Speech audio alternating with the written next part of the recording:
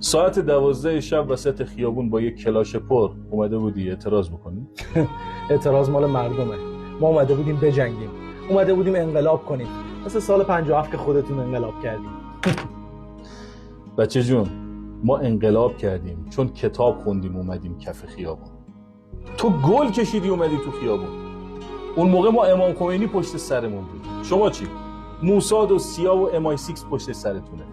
ما تو خیابون شعار دادیم بچه جون. شما تو خیابون سر بریدیم. اون موقع 98% مردم با ما بودن. شما باتای اینستاگرامی باهاتونه. ما لیدرمون اندرزگو و مطهری و شریعتی بودن. شما لیدراتون داعشیای وارداتی بودن.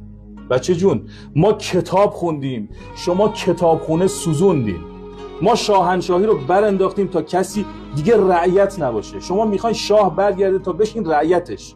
ما وسط روز تو خیابون گلوله خوردیم، شما آخر شب به نامردی چاقو زدیم. ما صادق بودیم، شما دروغ میگین. ما حریفمون سلطنت 3000 ساله بود، شما حریفتون دختر بچه 3 ساله.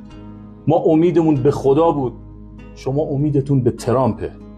بچه جون، ما آتیش به دل دشمنای خدا زدیم، ولی شما آتیش به خونه خدا زدیم.